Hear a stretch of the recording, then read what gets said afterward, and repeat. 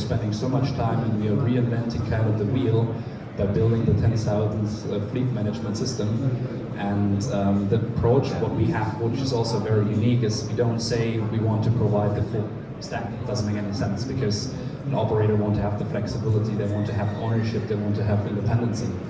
And the approach what we are following, and it's a strong learning also from the past, is really that we say we have a very modular approach, and we can really help the operators to outsource certain parts, which is helping them to focus on innovation and to place their tech team to what is bringing them forward.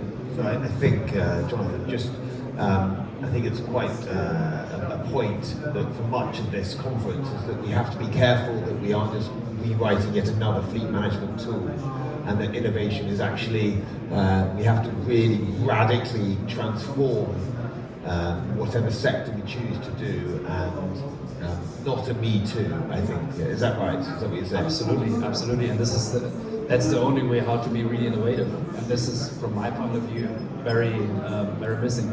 I just want to give a very short example. I think it's great to compare this micromobility, or let's say the automotive industry right now, with the mobile phone market in 2007.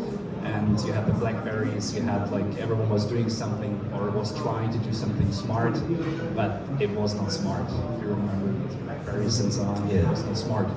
Until the iPhone came, and that was changing really the world. Now it's an extension of ourselves. And what the innovation was, and it was not rocket science, they just combined a phone, music and internet into one device, and that was changing the market.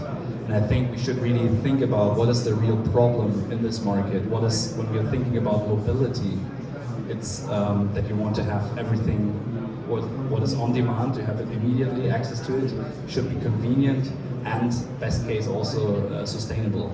And this is actually what we should focus on, and trying to solve these issues. And this brings innovation from my point. I think for the iPhone moment, form was also, I can add form to that. They had a better understanding of what made the iPhone, the mobile phone, have that moment, which was adding design to it, it's not as well as function. There is, I think, in micromobility, a lot of the bikes look the same, a lot of the e-scooters in form look the same. Regulation next year changes. As we know, the 1988 Transport Act will be adjusted to allow for the new personal transporter law that is coming. It should have been this year, but it's now going to be next year. And in that space, if the government are brave enough, they will liberalise and allow for that experimentation in these lightweight electric vehicles. So yes, going on to David from Dash Ride, what do you think? Where am I? David or Morton? Yes. Yes. Sorry. Morton. Yes. Sorry. David. Go ahead. Talk about innovation and what you do. Yeah. So I guess from our perspective, it's probably more innovation on the business model side of things, right? And as you walk around the hall out there, you see a lot of the Dopplerless providers. You see strong representation in that model.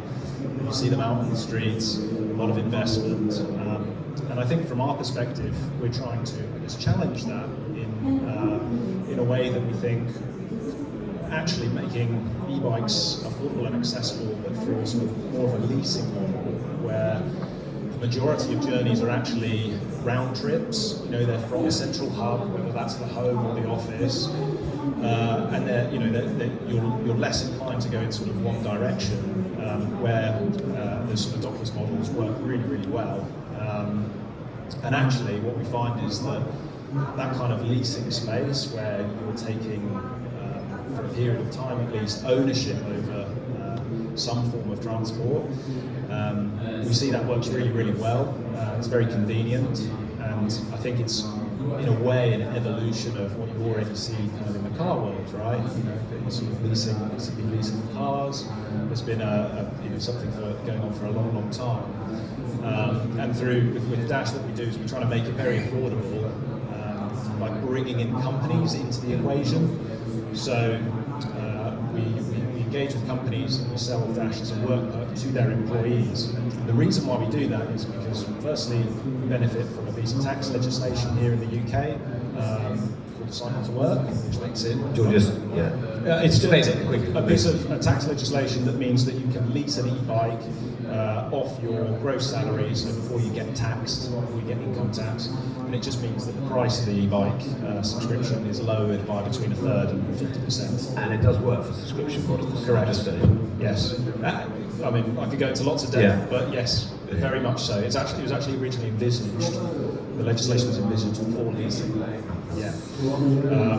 Sorry, that's just part of it. The other part is that actually companies also have a vested interest in getting their employees cycling, right? From the company's perspective, it's the Scope 3 emissions, it's great for sustainability, it's also fantastic for health and well-being of employees. And there's a lot of data to show that people who regularly cycle to commute, it's not just good for physical but also mental health. And so we find that a lot of the companies we work with, they actually contribute some of that cost as well.